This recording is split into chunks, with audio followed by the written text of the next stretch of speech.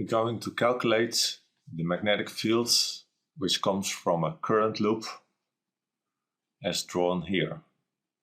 We define an axis, we call that z-axis, with the origin in the radius of the current loop we denote here, which is denoted by alpha. This loop will produce a magnetic field at a point P along the z-axis in a direction perpendicular to the current and perpendicular to the line of the current element to point P. This distance we will call r. So this is the magnetic field. To calculate the magnetic field along the z-axis, so it's in point P, which we can define it as z is equal to a constant, mu0 divided by 4 pi, of course, times the current, and then the integral. We can use superposition, so we add up all current elements, and that's r, it's the vector direction, cross product dl, and that's divided by r squared. Since r and dl are perpendicular to each other, we can rewrite it as a normal integral of taking the constants mu0 over 4 pi times I, and then the integral of 1 over r squared dl. And of course we have to integrate over the whole circle. R is for every current element along the loop equal. So R is also a constant. And the constant R is equal to alpha squared plus z squared. And then take the square root.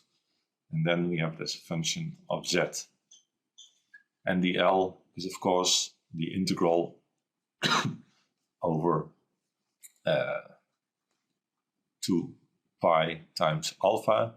So if we put it in the equation, we have mu 0 over 4 pi times I, and the integral becomes 1 over alpha squared plus z squared times 2 pi alpha. Now, since B has two components, one perpendicular to the axis and one along the axis. The component perpendicular to the axis, for every element, current element along the loop, we have an opposite element which has a component opposite to the one we have here. So this element will produce a component vertical up, and this element will have a component vertical down. So the component along the perpendicular to the axis will be 0.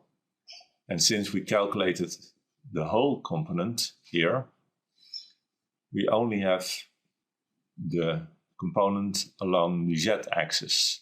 So we have the projection on the z-axis.